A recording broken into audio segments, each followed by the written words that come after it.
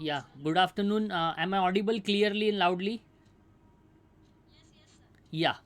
First of all, good afternoon to everyone present over here. I would like to thank principal of the college, Suchita Karvir ma'am, Astekar ma'am, all the commerce coordinators, Monali ma'am, Ketal Kadu ma'am, and all my dear students.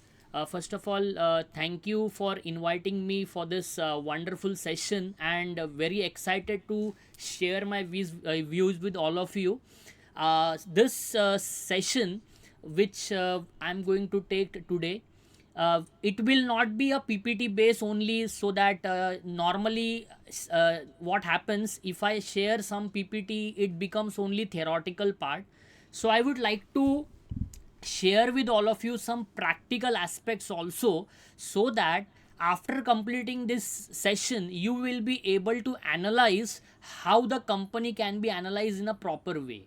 Because as a commerce student, we all are aware about that, how we can prepare the financial statements, since it is a part of our syllabus and we are preparing the profit and loss account, or we can say the balance sheet of the company. We all know how to prepare that, because we are learning in the subject of financial accounting and cost accounting and all those things. We are learning the practical part also. But today I'm going to tell you how we can analyze a company. If any of your relative, any of your friend says that this is the company and this is the exact financial structure of the company, can you please guide me whether this company's financial soundness is proper or not, or whether I should invest in this company or not. Because at the end of the day, the investment which we are going to do, that depends on the analysis which we are going to do of the company. Normally what happens, people try to invest on the basis of name of the company, but we should not think about the name of the company and then try to invest, because there are lots and lots of companies about which we can analyze in a proper way. And since we are the commerce students, we have that advantage. We know exactly what is the financial position of the company by looking at the financial structure of the company. So how we can do that, that we will be learning. So this session will be a practical oriented session, which will be helpful for you, as NEP also demands that only, that students should be able to understand how the practical aspects are being related. So that we will be learning. So I have not prepared many PPT slides. I will be just sharing some 2-3 slides with you. Then I will be showing you directly the practical aspects ki how we can analyze, and what are the important parameters which we are going to take into consideration. Because there are a lot of points, and it can be an analysis where if this point is as per the ratio, the other point will not be as per the ratio. It will be a confusion in our mind whether to select this or not, not take into consideration. So the 3-4 points I would like to highlight with all of you, so that you will be in a comfortable situation to analyze it. So I'm sharing my screen now. Just tell me whether it is visible to all of you once, so that we can start. Okay. Just 2-3 important points. Number first is, since previously we were using the horizontal format of balance sheet, in as per the Indian Companies Act 1956, we used to use the horizontal format, that is called as the T format of balance sheet. But now, after the 2013 update came, we started using the vertical format of balance sheet. We are using vertical format of balance sheet now, as well as we are using a vertical format of profit and loss account also. You know the format. I'm not here going to discuss about the format. So format is the part where we analyze overall points related to the profit and loss. So schedule 3 of the Companies Act 2013, the major update, there were many updates in the 2013 act. The major update was horizontal format of balance sheet and horizontal format of the profit and loss was scrapped, and the vertical format came.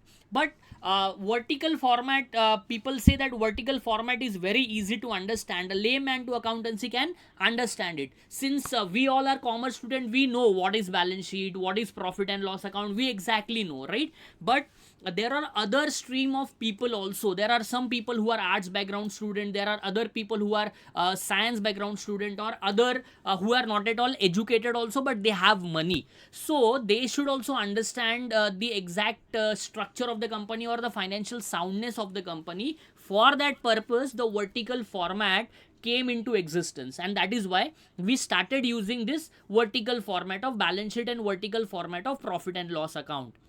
Now, Schedule 3 of the Companies Act 2013 says that vertical format of profit and loss account and vertical format of balance sheet we are going to use, but horizontal format we are not going to use henceforth. So that is why you all are also learning the vertical format only. 11 12 standard people learn the horizontal format because that becomes quite easy for the students to understand, but after the 12 standard people started using this format only. But nowadays 11 12th also they are teaching this only, and that is the vertical format. Now important point is, if vertical format we already know, there are certain important points which anybody ask you, because what is the major outcome of today's webinar? The major outcome is, if anybody shows you the profit and loss of any company, anybody shows you the balance sheet of any company, or anybody shows you the cash flow statement of any company, what are the major points which we are going to look into to give our judgment to that person, that whether this company's financial performance is favorable or not. So first important point is how we can know the major performance of the company. Number first question is what to check, because there are many points in that. See, when we are preparing the profit and loss account, we see the sales, we see the operating expenses, we see the net profit. Then there are two net profits. We have net profit before tax, we have net profit after tax. Which are the points which we are going to take into consideration? So there are a lot of problems, lot of confusions in your mind, and as a person of accountancy, as a person of commerce background, we get confused कि इतनी सारी चीजें उसमें से देखने का क्या. तो ऐसा कोई पर्सन होगा जो कॉमर्स का स्टूडेंट ही नहीं है या कॉमर्स का ग्रेजुएट ही नहीं है, वो अगर कंफ्यूज हो जाएगा देख के, तो हम कंफ्यूज होने वाले हैं, तो वो तो कंफ्यूज होगा ही, बिकॉज उसको तो कुछ नॉलेज है ही नहीं. And that is the reason सबसे पहला क्वेश्चन हमारे माइंड में अराइज होता है, व्हाट टू चेक, हमें क्या चेक करना है.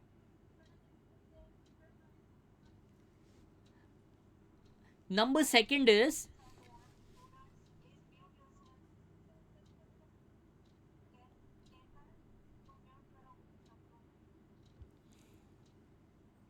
या Vaishnavi More, kindly mute yourself. मैं आपको अनम्यूट करने का मौका दूंगा. Whenever you want to ask any kind of doubts, you can unmute yourself and ask. Okay, just try to listen whatever I am trying to tell you, because what is actually the concept that when we are looking at the performance of the company, we get confused. So for that purpose, these three important questions usually comes in our mind. Number one, what to check, क्या check करना है, पहला question. दूसरा question हमारे mind में आता है, इतना पूरा डिटेल इंफॉर्मेशन है, वेयर टू चेक. अब आजकल क्या होता है कि usually we have the information on our fingertips. we have chat gpt, we put the information in chat gpt and we are getting the information from chat gpt, right? but chat gpt में भी एक चीज बहुत important है, वो आपने देखा होगा, प्रॉम्प्ट सही डालेंगे तो डेटा सही आता है, वरना वो बहुत तरीके का डेटा इंफॉर्मेशन दे देगा आपको. तो आपको सेकंड क्वेश्चन आपके माइंड में अराइज होगा, where to check. Where to check मतलब हम कहाँ पे चेक करेंगे. एंड इतना सब कुछ देखने के बाद फिर आखिरी क्वेश्चन आपके दिमाग में आता है, what to analyze.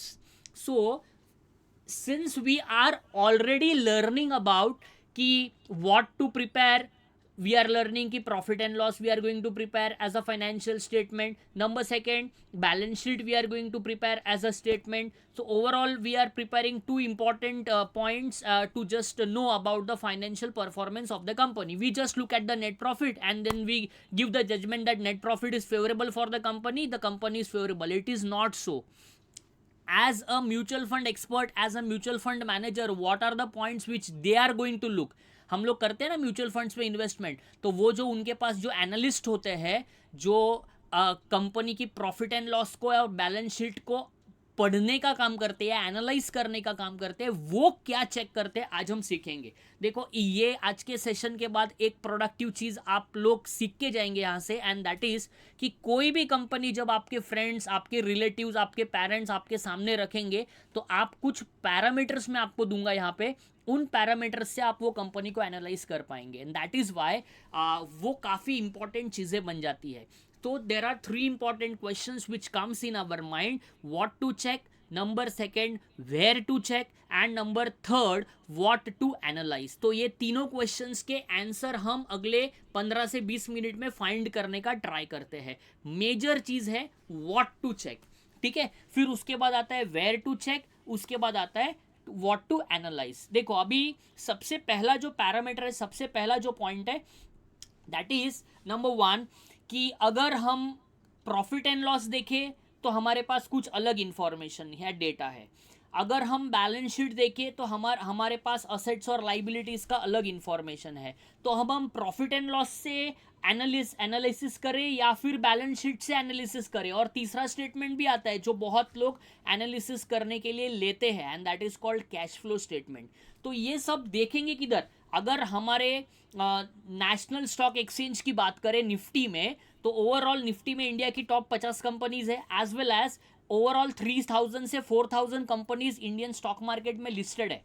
तो अभी उसमें से विच कंपनी का डेटा हमें कहाँ मिलेगा, कौन से कंपनी का डेटा कहाँ मिलेगा, एज वेल एज इन कंपनीज का डेटा को हम किस तरीके से एनालाइज करेंगे। So how can we analyse this.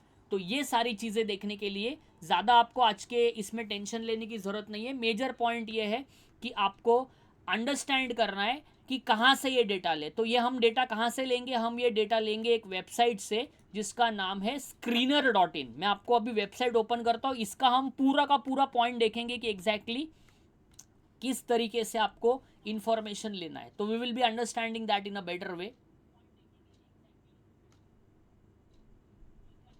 I'm opening the website, you can note the website also, screener.in।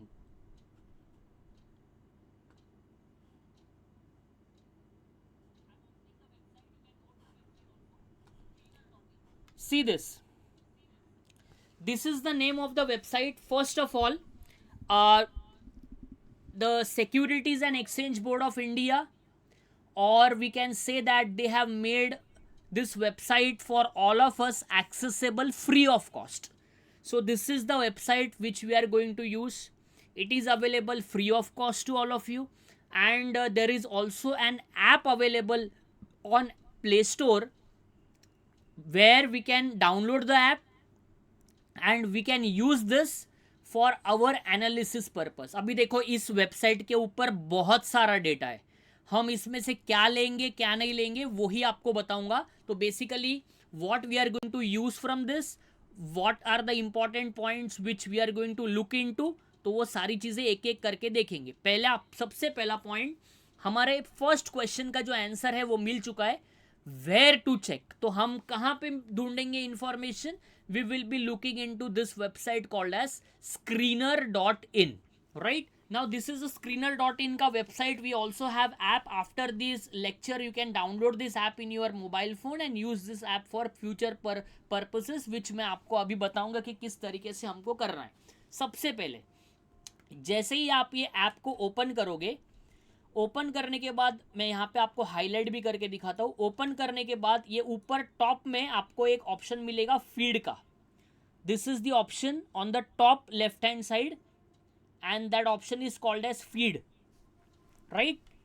उसके बाद जो ऑप्शन आपके सामने आ रहा है दैट ऑप्शन इज स्क्रीन्स, ऊपर। उसके बाद जो ऑप्शन आपके सामने आ रहा है that option is called as tools. तो हमें क्या करना है, we will be taking one example as a case study so that we can analyse it in a better way. तो हम एनालाइज कैसे करेंगे अब, सिंस वी आर लर्निंग कि how to prepare profit and loss, how to prepare balance sheet in management accounts, also we are learning how to calculate different ratios of profit and loss, how to calculate different ratios of the balance sheet.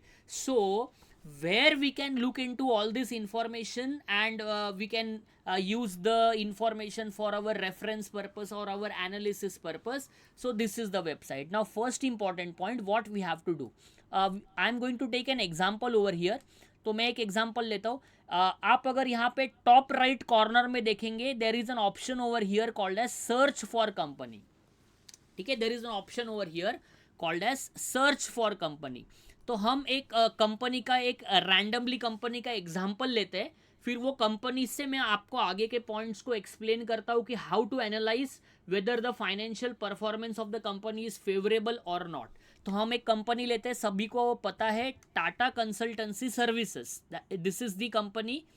The name of the company is Tata Consultancy Services and it is called as TCS.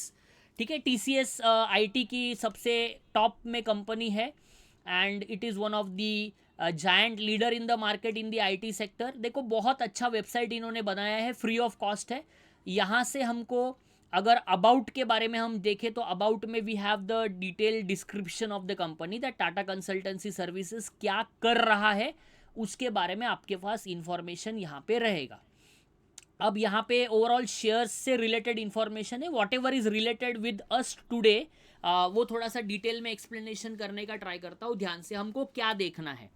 सबसे पहली चीज़ देखो, there are an number of information available in this website, but first important parameter which I usually look into analyse the company and many of the mutual fund houses, many of the experts also look into, and that is number one, we are going to look into the return on capital employed. देखो जो चीज़ें हम सारी सीख रहे हैं ना management accounts में, वही चीज़ें हम एनालाइज भी कर सकते हैं for investment purpose. And in future अगर आप इन्वेस्टमेंट बैंकिंग के फील्ड में जाओगे तो ये सारी चीज़ें आप वहाँ पे इन्वेस्टमेंट करोगे. एक एक चीज़ एक्सप्लेन करता हूँ, ध्यान से सुनना एंड हो सके तो नोट करके रख लेना, because this is very important for analysis purpose. वरना आप बहुत सारा एनालिसिस करते रह जाओगे.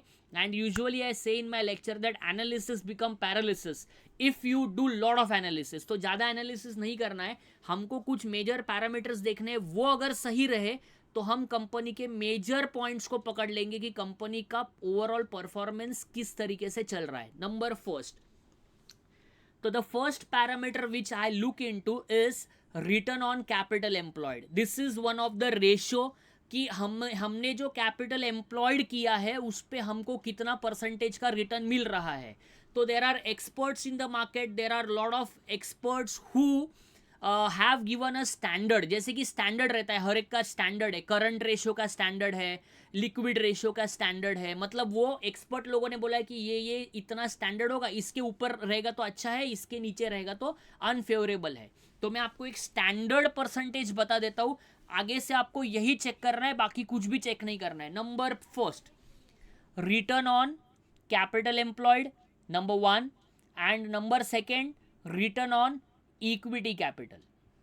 ठीक है, पहला कौन सा होता है, return on capital employed. Formula वगैरह क्या है, कैसे कैलकुलेट होता है, ये आप अकाउंट्स के सब्जेक्ट में सीख रहे हो, बट हम उसमें ये नहीं सीख रहे हैं कि उसका कितना पैरामीटर रहेगा तो कंपनी फेवरेबल है.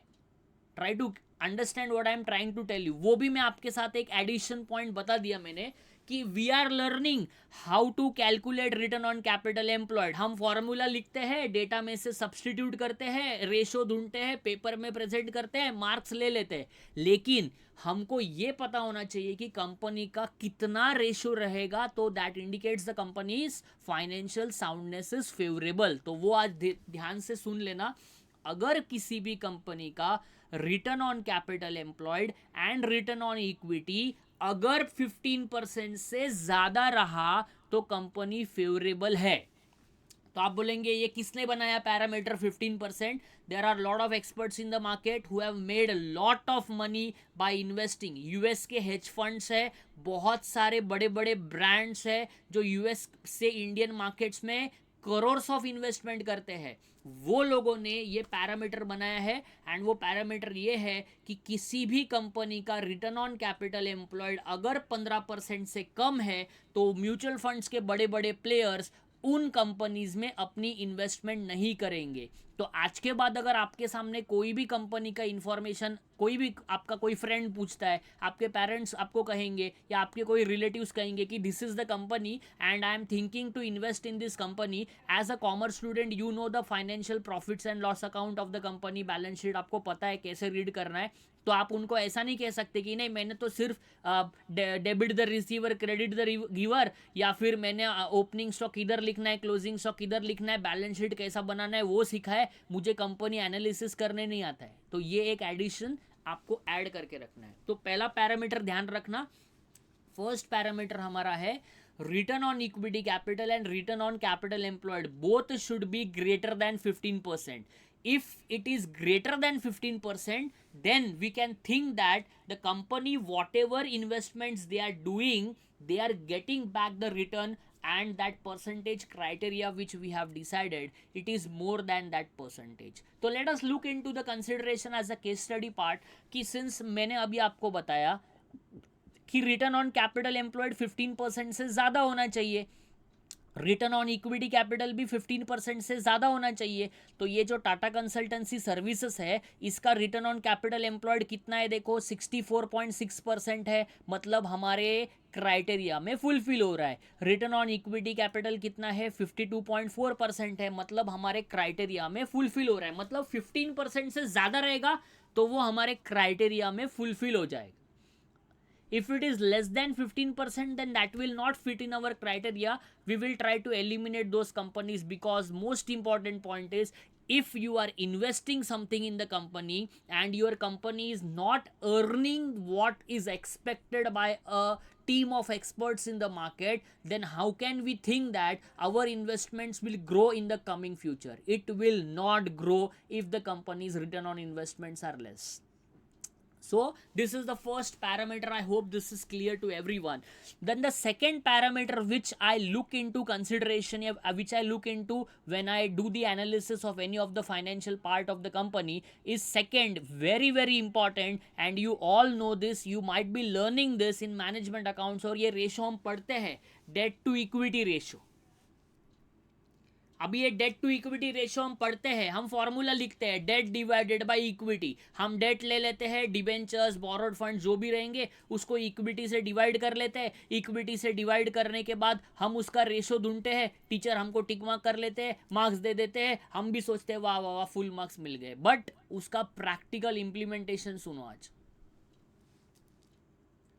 what is the practical implementation of it, कि whether the debt to equity ratio it is favorable or not। तो अगेन एक स्टैंडर्ड बता देता हूं, ध्यान रखना, अगर डेट टू इक्विटी रेशियो 1 से कम रहना चाहिए, अगर डेट टू इक्विटी रेशियो जो भी आपका आंसर आया है वो अगर 1 से कम है तो वो कंपनी फेवरेबल है। ऐसा मैं नहीं कहूंगा कि वो डेट फ्री कंपनी में ही आप इन्वेस्टमेंट करो, because in order to grow the company, in order to expand the companies are taking loans from the market.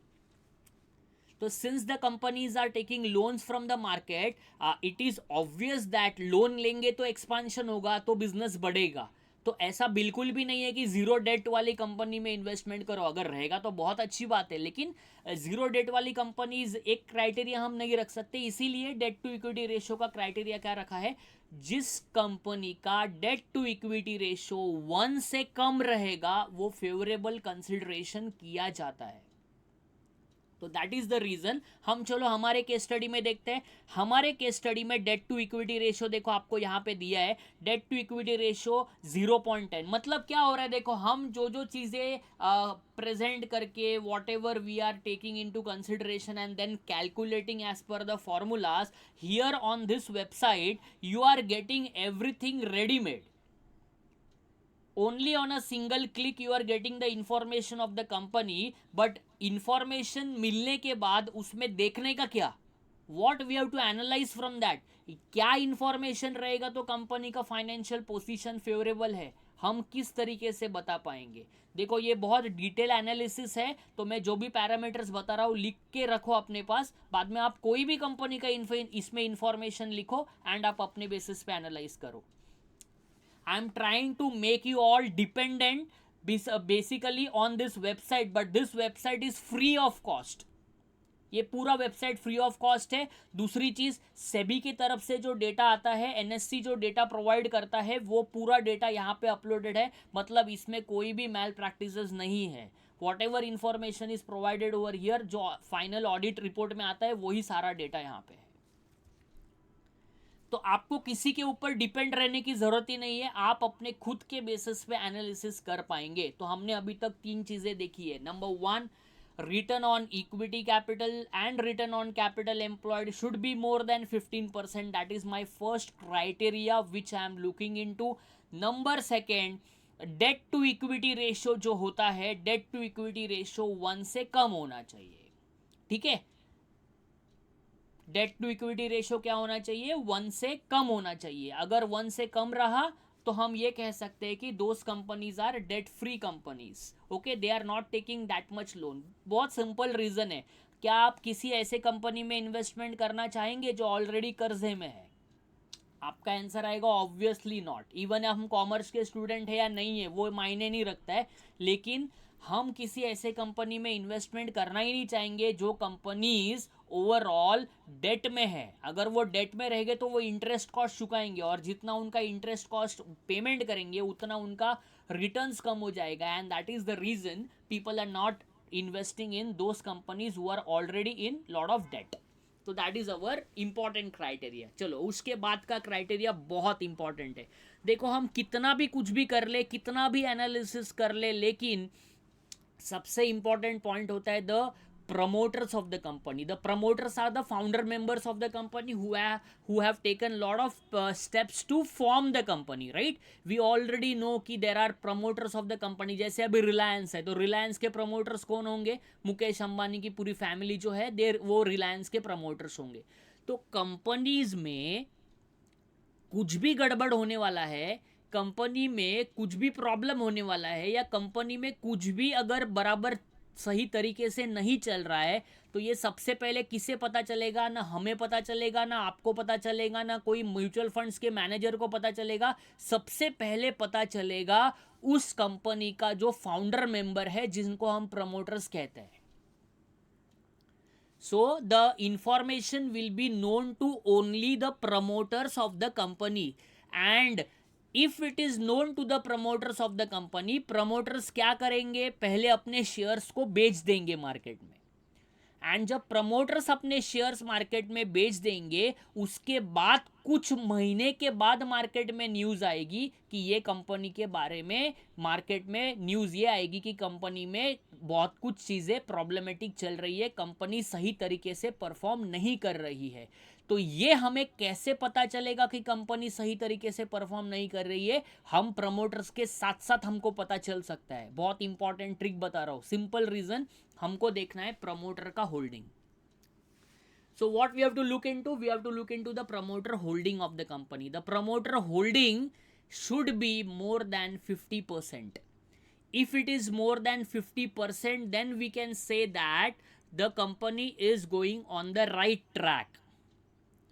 If it is less than 50%, मतलब पहले भागने वाला प्रमोटर ही है, कुछ भी गड़बड़ होएगा उसको ही पता चलेगा। अगर उसे पहली चीज़ पता चलेगी तो हमको ऐसी कंपनीज में इन्वॉल्व बिल्कुल भी नहीं होना है जिसमें प्रमोटर का होल्डिंग 50% से कम हो। तो हम हमारे केस स्टडी में देखते हैं कि इसमें प्रमोटर्स का होल्डिंग कितना है। तो इसमें प्रमोटर्स का होल्डिंग है 71.8%, that indicates it is more than 50%, which the criteria which we have taken now. So tick mark for this also. The ratio number 1, return on capital employed, return on equity capital, this both ratios should be more than 15%, and it is more than 15% in our case study which we have taken, and it is 64.6% and 52%. It is more than 15%, that means criteria fulfilled. Then I have told you the second point, that is debt to equity ratio. Debt to equity ratio should be less than 1, एक से कम होना चाहिए, मतलब ज़्यादा कर्जे वाला company नहीं होना चाहिए। तो ज़्यादा कर्जे वाला कंपनी नहीं है तो हम उस कंपनीज को हमारे क्राइटेरिया में लेंगे। तो डेट टू इक्विटी रेशियो हो गया 0.10। उसके बाद नेक्स्ट पॉइंट आपका आता है प्रमोटर होल्डिंग। अब ये प्रमोटर होल्डिंग के लिए मैंने आपको क्राइटेरिया बताया, that is promoter holding should be more than 50%। If it is more than 50% तो we will be relax, because promoters are more worried about. हमने तो 2, 10, 15, 20,000, 50,000, 1 लाख रुपए डाले हैं, प्रमोटर्स के तो करोड़ों रुपए उस कंपनी में लगे हैं। तो कंपनी में कुछ भी प्रॉब्लम होगा तो सबसे पहले किसे पता चलेगा? प्रमोटर्स को पता चलेगा। और प्रमोटर्स को जैसे ही पता चलता है वो अपने शेयर्स को बेचना स्टार्ट कर देते हैं। और जैसे वो लोग बेचेंगे हमको दिख जाएगा कि अरे बाप रे, इसका तो कंपनी का प्रमोटर होल्डिंग तो 40% है, मतलब कुछ तो भी गड़बड़ है। दूर रहो ऐसे कंपनीज से, हमें सिर्फ 50% से ऊपर वाली कंपनीज को ही हमारे वॉच लिस्ट में रखना है। तो that is the important criteria. बहुत सिंपल क्राइटेरिया है, और ये सब आपको कुछ कैलकुलेट करना है नहीं, ये सिर्फ आपको यहाँ पे देखना है क्राइटेरिया में फुलफिल हुआ तो उसको कंसिडर करना है, क्राइटेरिया में फुलफिल नहीं हुआ तो उसको कंसिडर नहीं करना है। और जाते जाते एक बोनस भी देके जाऊँगा। I will give you as a bonus which I give to my students, तो आपको भी एक दे दूंगा। बोनस ये है कि आप, अब ये क्वेश्चन अराइज हो सकता है जो लास्ट में आने वाला है मुझे पता है, लेकिन उसके पहले ही मैं आपको उसका आंसर ही दे देता हूँ। फिर अगर any kind of questions more you get, also we will be analysing that. The question is, sir there are total 3,000 4,000 companies, so how can we analyse every company? हम हर एक कंपनी को कैसे एनालाइज करें? एब्सोल्युटली राइट, आपका सही है question, because एक एक कंपनी का डेटा इसमें डालेंगे तो आपको बहुत टाइम लग जाएगा एनालिसिस करने को। तो उसका आंसर मैं आपको लास्ट में दूंगा, क्या कर सकते हैं हम और किस तरीके से हम इसको एनालाइज कर सकते हैं। तो वो आपके लिए एक स्पेशल बोनस मेरी तरफ से लास्ट में, तो लास्ट में जो बन रहेगा उसको ही वो बोनस मिलेगा, बीच में से गायब होगा तो उसको कुछ मिलेगा नहीं। तो इसलिए ध्यान से पॉइंट्स को एनालाइज करते हैं। नंबर 1 ROC ही we have learn, number 2 ROE we have learn, उसके बाद डेट टू इक्विटी रेशियो, उसके बाद number next is promoter holding. So these are the major parameters which we are looking into. Now the important parameter which uh, is also important after promoter holding, and that is stock price to earning ratio. देखो क्या होता है, मैं आपको एक example देता हूँ तो ये सब आपको समझ में आएगा एग्जैक्टली। तो टेक्निकल चीज़ें हैं लेकिन उसको हम थोड़ा एग्जांपल से समझते हैं। अगर आपको एक सिंपल एग्जांपल, अगर आपको एक वड़ा पाव परचेस करना है तो आप उसके लिए कितना पैसा देंगे? तो आप बोलेंगे सर क्या क्वेश्चन है, वड़ा पाव परचेस करना है, हम जानते हैं हम 10 रुपया देंगे। अगर थोड़ा सा कुछ आजकल थोड़ा ट्रेंडी फैशन चल रहा है ना, उसमें थोड़ा शेजवान वड़ा पाव ये वो चीज़ें, तो थोड़ा 20 रुपया 25 रुपया 25 रुपीज़ तक we will be paying, right. अगर मैं आपको कहूँ कि एक वड़ा पाव है जिसका प्राइस है 200 रुपया, तो क्या आप परचेस करेंगे? आप बोलेंगे सर पागल हो गए क्या, 200 रुपये में कोई वड़ा पाव लेगा क्या? We will not purchase 200 rupees का वड़ा पाव, राइट। तो हम 200 रुपीज़ का वड़ा पाव परचेस नहीं करते, लेकिन हम एक कंपनी का नाम है जैसे कि टाटा कंसल्टेंसी सर्विसेज, उस शेयर का प्राइस अभी इधर चल रहा है, ऊपर आपको प्राइस भी दिखेगा 2,919, तो 2,919 रुपया भाव चल रहा है। और मैं आपको बोलूँ कि टाटा कंसल्टेंसी सर्विसेज ले लो, तो आज जाके आप परचेस कर लोगे, तो ये बिल्कुल भी गलत है। The reason is very simple, we are thinking before buying a vada pav that the cost of the vada pav is 10 rupees to 20 rupees to max 30 rupees, and if somebody tells you to buy at 200 rupees, you will think that before buying, okay, 200 rupees, how can we pay for 200 rupees for an vada pav? We will not pay 200 rupees to buy a vada pav, since the actual price of the vada pav is 20 to 30 rupees. So why we are paying more 170 rupees to buy that vada pav? We will not pay that. When the price comes to 20 to 30 rupees, we will be buying that, because उसका वो actual price है। Similarly हर company का एक stock to price earning ratio रहता है। Similarly I am telling the point related with the example so that you will be understanding it in a better way. So basically stock to price to earning ratio, stock price earning ratio क्या होता है, जिसको हम PE ratio कहते हैं, price to earning. मतलब market में 1 रुपया अर्न करने के लिए लोग कितना पैसा देने को रेडी है। बहुत सिंपल एग्जांपल मैंने आपको दिया है। देखो बुक की एक्सप्लेनेशन बहुत रहता है, वो समझता है नहीं हमको, हम सिर्फ उसको रट लेते हैं, stock to price earning ratio ये डिवाइडेड बाय वो करेगा, फॉर्मूला आ जाएगा। दैट इज नॉट इंपॉर्टेंट, उसको प्रैक्टिकली समझो आप। 1 रुपये अर्न करने के लिए हम कितना पैसा दे रहे हैं मार्केट में, मतलब मार्केट में मार्केट प्राइस शेयर्स का अलग अलग होता है और फेस वैल्यू अलग अलग होता है। तो सिमिलरली आपको अभी यहाँ पे क्या देखना है, देखो अभी प्रैक्टिकली केस स्टडी से समझते हैं। तो ये जो stock to price earning ratio of Tata Consultancy Services है, ये है 21.4। ठीक है, हमको क्या देखना है मैं आपको बताता हूँ अभी कैसे मार्क कर रहा है इसको। The stock to price earning ratio is 21.4 and industry to price earning ratio is 29.8। मतलब अभी टाटा कंसल्टेंसी सर्विसेज कौन से स्ट्रीम का कंपनी है, it is from the IT sector.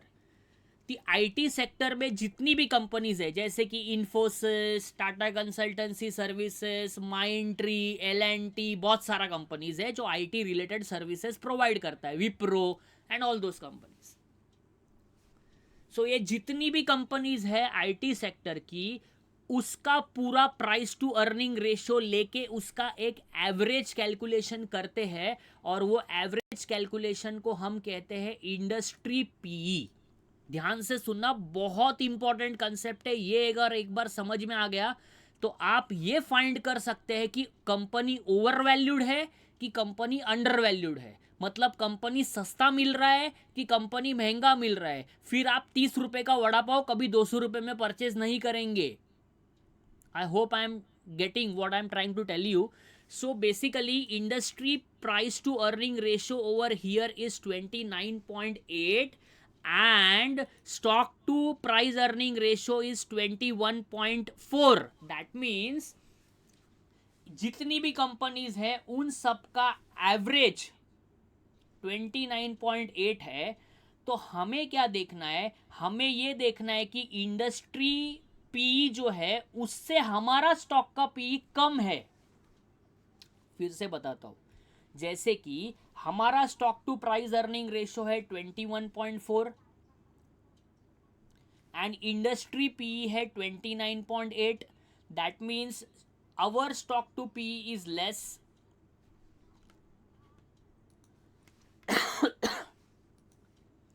Since our stock to PE is less as compared to industry PE, we can say that Tata Consultancy Services is now undervalued. That means अभी भी ये company हमें सस्ते में मिल रहा है।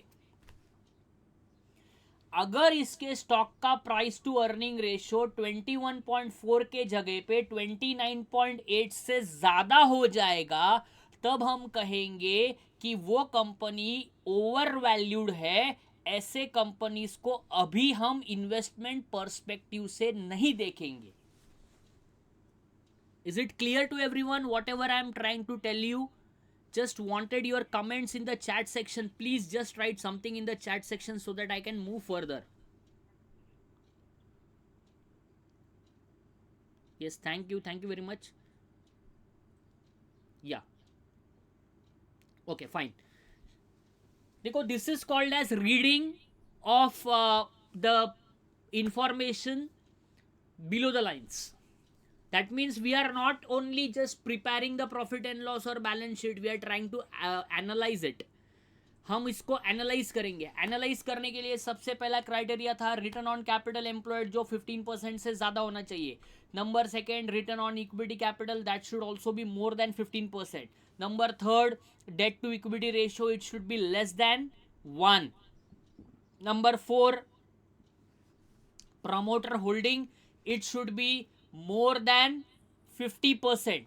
After that, we are going to now purchase the company, or we are going to now invest in the company. The number first is, while doing investment, just look into these two important parameters, and if you look into these two important parameters, we will be identifying whether the company is overvalued or whether the company is undervalued. कैसे ढूंढेंगे overvalued और undervalued? बहुत simple है, आपको सीधा देखना है industry का प्राइस टू अर्निंग रेशियो, यहाँ पे दिया है 29.8। फिर हमको हमारे स्टॉक का प्राइस टू अर्निंग रेशियो देखना है, वो दिया है 21.4। इसका मतलब industry price to earning ratio से हमारा stock to price to earning ratio कम है।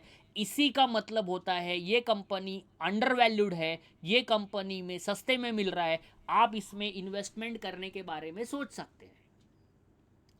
ओके, फाइन, चलो आगे बढ़ते हैं। तो इतने तो पैरामीटर्स हमने देख लिए। तो ये पैरामीटर्स देखने के बाद नेक्स्ट हमको क्या करना है, रेशोस का आइडेंटिफिकेशन हो गया, ठीक है। इतने ही रेशो देखने, बाकी कुछ भी नहीं देखना है। मैंने अगेन आपको बता रहा हूं, जितना आप ज़्यादा एनालिसिस करेंगे उतना आप कंफ्यूज हो जाएंगे। इसीलिए कुछ रूल्स मैंने बनाए हैं, वही रूल्स मैंने आपके साथ शेयर किए हैं। एंड नंबर फर्स्ट रूल जो मैंने आपको बताया, ROE 15% का, डेट टू इक्विटी रेशियो 1 से कम होने का, प्रमोटर होल्डिंग 50% से ज़्यादा होना चाहिए, और अपना इंडस्ट्री का price earning ratio and stock to price earning ratio जो है उसके बेसिस पे अंडर वैल्यूड और ओवर वैल्यूड हम लोग ढूंढेंगे। अब हम हमारे नेक्स्ट स्टेप में जाते हैं। नेक्स्ट स्टेप क्या है कि अगर हमें प्रॉफिट एंड लॉस देखना है, तो ऊपर मैंने profit and loss information collect किया। Excellent website they have prepared, excellent information you will get over here.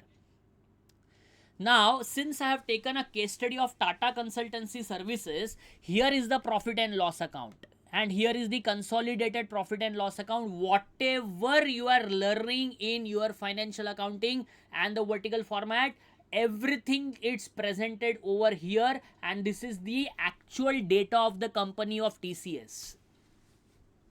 ऐसा आपको रिलायंस का करना है, आप रिलायंस का ढूंढ लो। ऐसा आपको कोई भी कंपनी का चाहिए, जो भी कंपनी NSE में लिस्टेड है, इंडियन स्टॉक मार्केट में लिस्टेड है, उन सभी कंपनीज का आपको डेटा यहां पे मिल जाएगा फ्री ऑफ कॉस्ट। तो first point is sales, second point is expenses. अभी ये पूरा का पूरा डेटा है, यहाँ पे सब करोर्स में इंफॉर्मेशन है। अब क्विकली बताता हूं क्या देखना है, तुरंत देख के आप मुझे बताएंगे चैट सेक्शन में, ध्यान से देखना। Everyone try to concentrate now. There is an information on operating profit. Operating profit का इंफॉर्मेशन देखो, 25, 153, 24, 482, 30,000, 677, ये सारा इंफॉर्मेशन करोर्स में है। तो अब आपको क्या देखना है इसमें, अब आपको एक चीज़ देखना है कि ये जितना भी आपको इंफॉर्मेशन दिया है, ये इंफॉर्मेशन का ट्रेंड देखो। Trend, what we have to look into this, we have to look into the trend of the company. What is the trend of the company, let us find out. पहले 25 था, फिर 24 हुआ, फिर 30 था, फिर 32 हुआ, फिर 32, 39, 42, 46, 53, 59, 64, 67, 67। इसका मतलब यहां से मुझे एक चीज पता चल रही है, and that is the operating profit of the company is increasing. Fine, इसका मतलब क्या है, ऑपरेटिंग प्रॉफिट भी बढ़ रहा है कंपनी का। देखो ज्यादा पॉइंट एनालिसिस नहीं करना है, ये पूरा देखते रह जाएंगे हम, एनालिसिस ही करते रह जाएंगे। एकदम सिंपल, क्विकली। ऑपरेटिंग प्रॉफिट देखा, हाँ दिख रहा है ऑपरेटिंग प्रॉफिट बढ़ रहा है, इसका मतलब the trend of the company is increasing. ये हो गया हमारा क्लियर। उसके बाद सीधा हमको नीचे जाना है, नेट प्रॉफिट देखना है।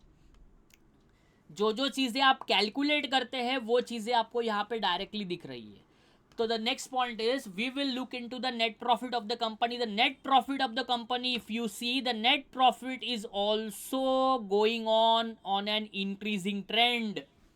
दैट इंडिकेट्स कि TCS, as per the parameters which we have kept in, the profit and loss is going to show a favorable position. That means the financial performance of the company of TCS is sound. ये हम directly judgement पास नहीं कर रहे हैं, हम इसको पूरा का पूरा इंफॉर्मेशन के बेसिस पे एनालाइज कर रहे हैं। So we are analysing on the basis of the information which is provided to us on this website. So what we have seen in profit and loss, we have taken into consideration the operating profit, and since we have seen that the operating profit is going on an increasing trend, that means it is favorable for the company. And as a normal person to accountancy also मैं बता सकता हूँ कि अरे इसका profit तो बढ़ रहा है, मतलब कंपनी कुछ अच्छा ही कर रहा है। फिर हमारा नेट प्रॉफिट हमको देखना है। नेट प्रॉफिट भी मैंने देखा, नेट प्रॉफिट भी कंपनी का बढ़ रहा है, मतलब कंपनी कुछ अच्छा ही कर रहा है। उसके बाद आपको देखना है earning per share which is called as EPS. तो यहाँ पे ईपीएस दिया है, ईपीएस मतलब हम जो इन्वेस्टमेंट करते हैं हमको शेयर्स पे कैसे रिटर्न्स मिले हैं। As an equity share holder हमारा मेजर पॉइंट रहता है कंपनी कुछ भी करे, हमने जितने पैसे कंपनी में लगाए हैं उस पर हमको रिटर्न ऑन इन्वेस्टमेंट कितना मिल रहा है, उसी को कैलकुलेशन के लिए हम ईपीएस देखते हैं। एंड ईपीएस को भी आपको वही देखना है कि ईपीएस बढ़ रहा है कि कम हो रहा है। अगर ईपीएस कम हो रहा है तो थोड़ा सा एक रेड फ्लैग हमारे लिए रहेगा, और अगर ईपीएस बढ़ रहा है तो हमारे लिए काफ़ी अच्छा है। चलो इस कंपनी का देखते हैं whether the EPS is increasing or it is decreasing. If we see the data of this company TCS, the EPS is also showing us an increasing trend. So EPS is also rising, net profit is also rising, operating profit is also rising, as well as the ratios which we have seen previously, they are also favorable. That means the overall financial structure, the overall financial soundness of the company is favorable. समझ में आया? Is it clear to everyone?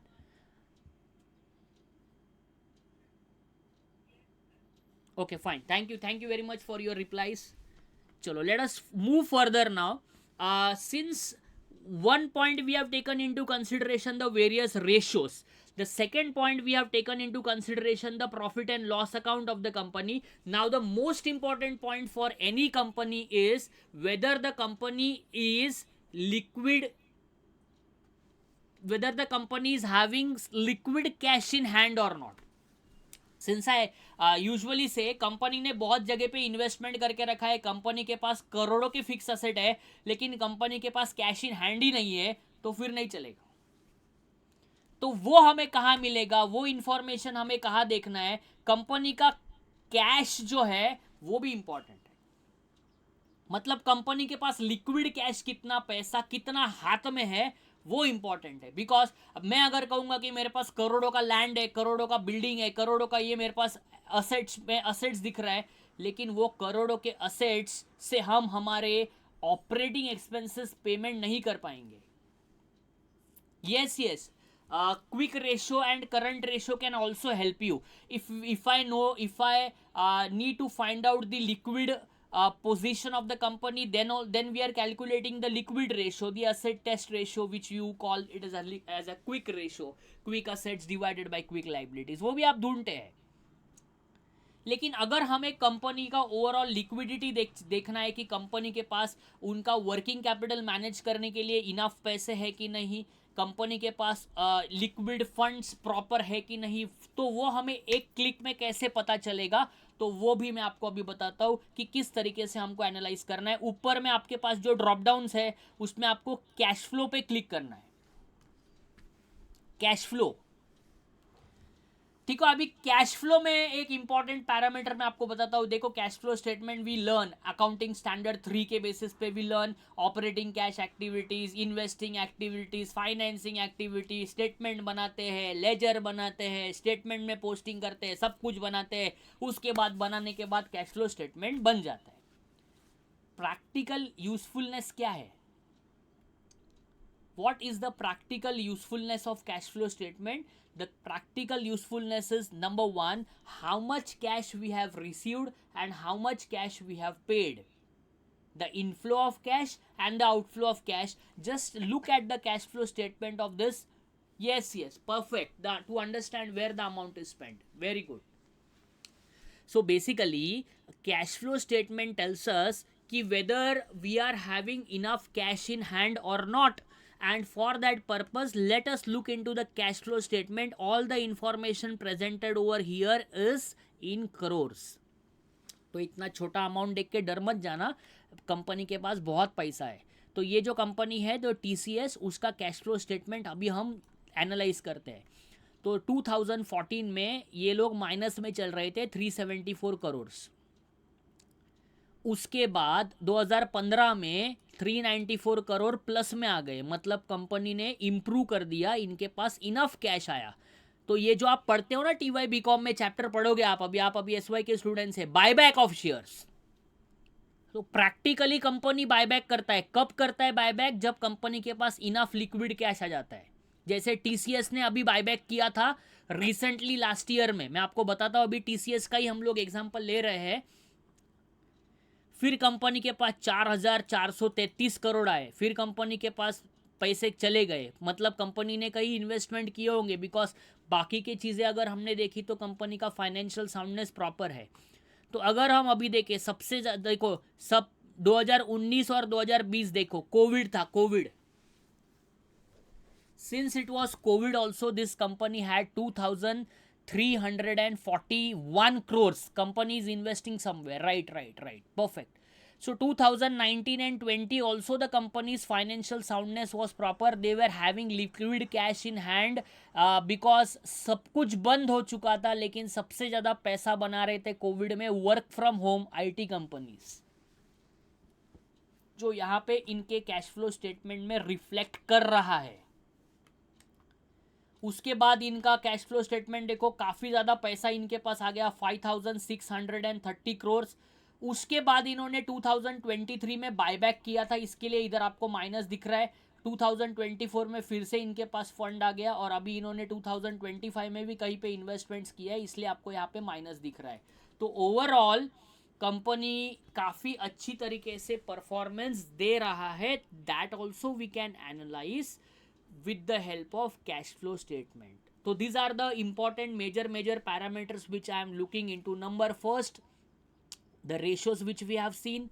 Number, yes, favorable cash flows. Number second, the overall part related to profit and loss account which we are seeing. And number third, cash flow statement which we are looking into. अब अगर हमें ये देखना है कि इसमें कितने investors है, मतलब गवर्नमेंट का इन्वेस्टमेंट कितना है, फॉरेन इंस्टीट्यूशनल इन्वेस्टमेंट्स कितना है, और हमारे ओवरऑल इन्वेस्टमेंट्स कितने हैं, तो यहाँ पे आपको दिया है देखो, foreign institutional investments that is FIIs जो रहते हैं फॉरेन से हमारे इंडिया में इन्वेस्टमेंट करते हैं, तो काफ़ी ज़्यादा इन्वेस्टमेंट है, 71% का इन्वेस्टमेंट यहाँ पे हो रहा है।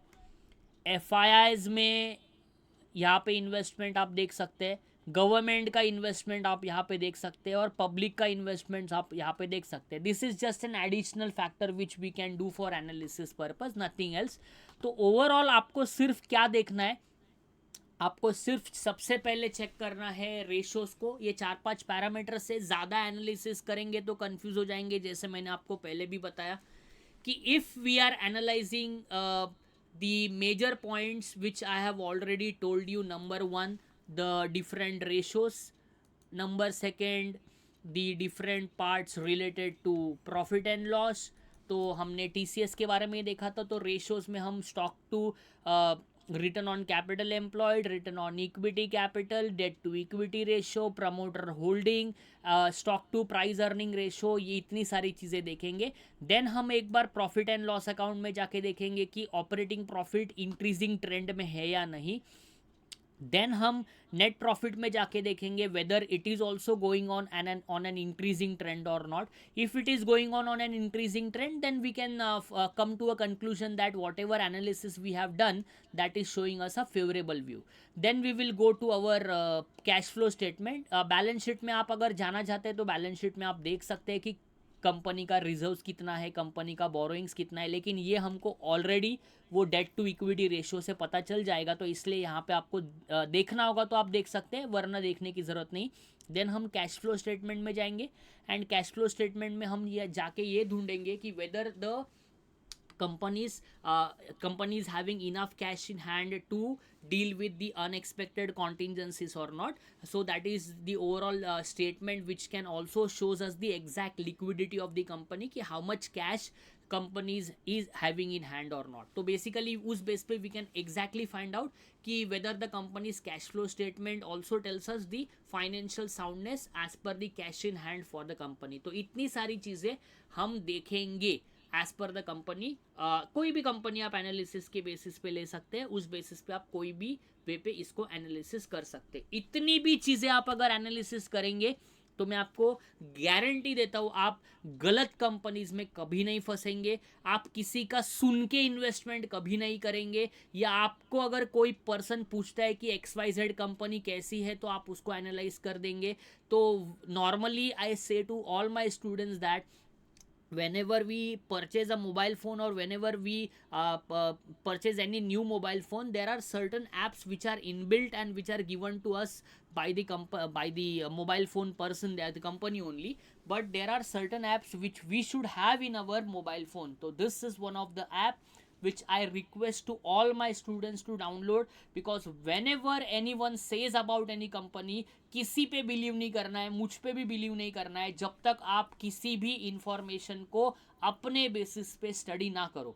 और अपने बेसिस पे स्टडी करने के लिए मैंने आपको आज एक वेबसाइट बता दी है। वो वेबसाइट तो है ही है, उसका ऐप भी उन्होंने बनाया है। तो ये ऐप अपने मोबाइल में डाउनलोड करो, डाउनलोड करने के बाद आप उसको यूज़ करो। देखो मनी कंट्रोल अगर बात करें तो मनी कंट्रोल में बहुत सारा इंफॉर्मेशन है, बहुत सारा डेटा है, लेकिन अगर हमको किसी भी कंपनी का 10-10 साल का इंफॉर्मेशन सिस्टमेटिक फॉर्मेट में चाहिए तो दिस इज़ दी वेबसाइट। ऐसा नहीं कि स्क्रीनर अकेला वेबसाइट है ये प्रोवाइड कर रहा है, अगर ऐसा होता तो ये मोनोपोली सिचुएशन हो जाती, फिर ये लोग कुछ भी पैसा चार्ज कर सकते थे।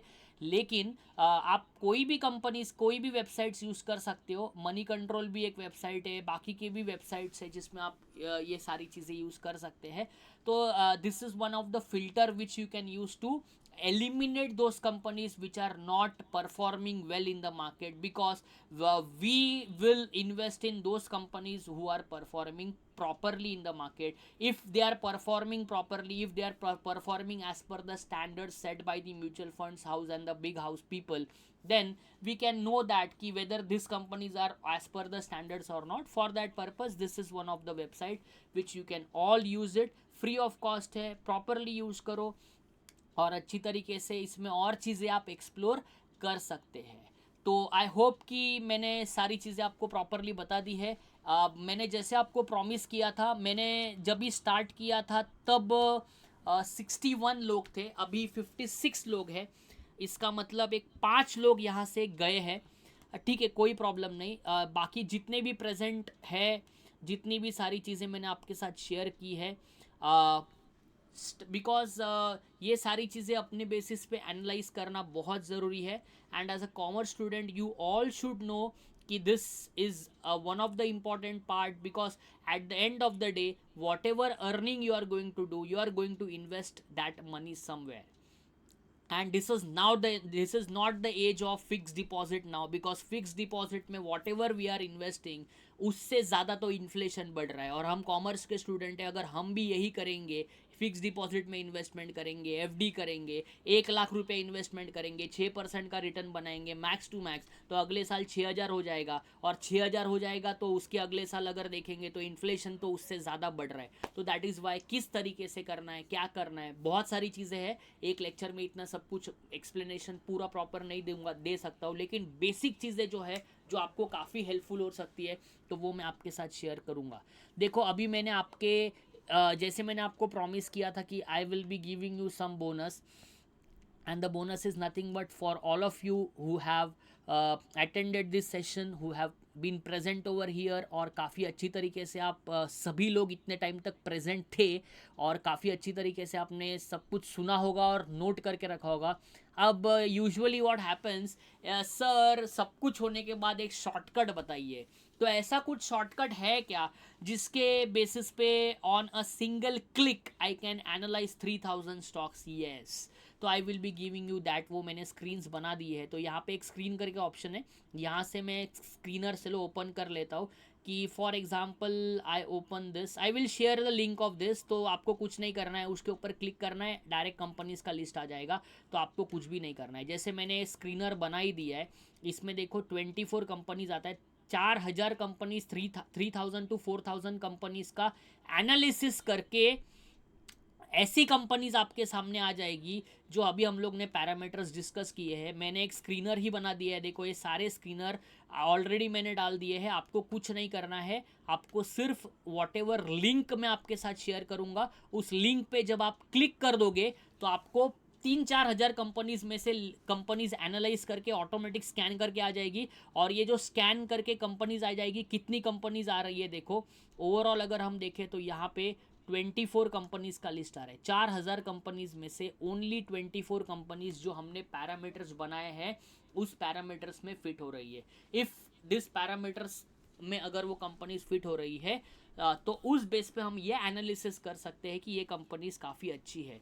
This is not any investment guidance to all of you, because as per the SEBI's rules and regulations it is very important to tell you that कि सेबी यही कहता है कि पहले आप एनालिसिस करो, एनालिसिस करने के बाद आप अपने फाइनेंशियल एडवाइज़र को पूछो और फिर इन्वेस्टमेंट्स करो। ये सब एजुकेशनल पर्पस के लिए ही मैंने आपके साथ शेयर किया है, लेकिन हम इस तरीके से एनालिसिस कर सकते हैं एंड देन हम इन्वेस्टमेंट किस तरीके से करना है उसके बारे में सोच सकते हैं। I hope I am very much clear from my side to all of you, and I have justified the topic which was given to me. All of you, the students present over here, I think there are many staff members also who are attending this today's session. So I hope I have justified the topic which was given to me, and the important points which I have highlighted over here. Just try to take into consideration all these points and accordingly try to analyze. In case you have any kind of queries after completion of this webinar also, I will share my number with ma'am के पास already मेरा number है, तो आप मुझसे personally भी contact कर सकते हैं for any kind of doubts which you have. I hope you all have enjoyed today's session, because normally what happens, webinar जब होता है ना तब हम लॉगिन तो कर लेते हैं, लेकिन लॉगिन करने के बाद मोबाइल को साइड में रख के चलते रहता है। टीचर ने बोला है चलो अटेंड करो, सब कंपलसरी अटेंड करो, तो हम अटेंड तो कर लेते हैं, लेकिन मैंने ट्राई किया कि मैं आपको प्रैक्टिकल चीज़ें बता पाऊँ जिससे आपको कुछ अपने नॉलेज में एनहांसमेंट मिलेगी, और आपका कुछ ये 1 से 1.5 घंटा जो भी हमने टाइम स्पेंड किया उसमें आपको ओवरऑल कुछ प्रोडक्टिव चीज़ें मिले। Thank you very much. Thank you PL Shroff College. Thank you Karveer madam for inviting me. Thank you Astekar madam for always encouraging for such sessions, and thank you the staff members. Thank you my dear students for listening this session very okay. Thank you ma'am. Thank you.